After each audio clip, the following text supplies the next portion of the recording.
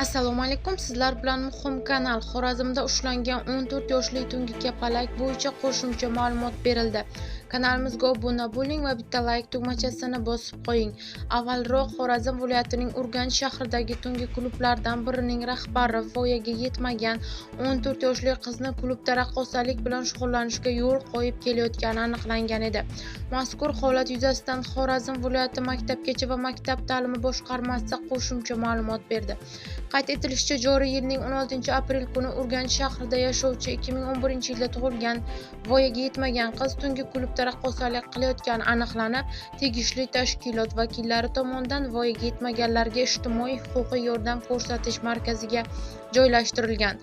Ushbu holat vakolatli tashkilot vakillari hamkorligida o'rganilganida Urganch shahridagi 8-sonli umumiy o'rta ta'lim maktabining 7-sinfda o'qigan qiz ota-onasining arizasiga ko'ra 2024-yil 24-noyabrda Xorazm viloyati bolalar masalalari bo'yicha Urganch shahar komissiyasining 162-sonli qarori va ushbu qaror asosida 2024-yil 3-dekabrda maktab buyrug'i bilan o'quvchilar safidan chiqarilgani ma'lum bo'lgan edi.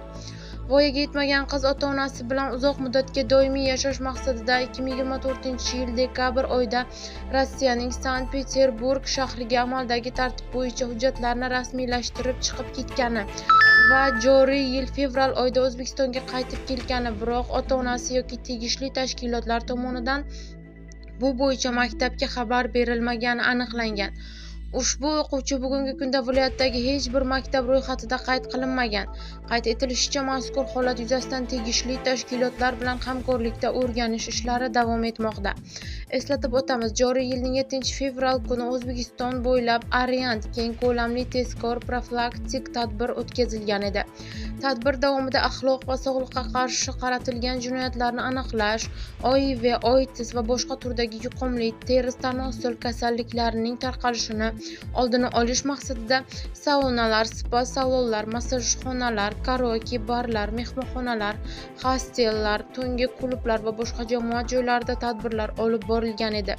Unda 340 ta obyekt tekshirilib, aholi salomatligiga xavf solishi mumkin bo'lgan 2957 shaxs bilan tushuntirish ishlari olib borilgan va mobil tarzda shifokor ko'rigidan o'tkazilib, tegishli tibbiy xulosalar olingandi.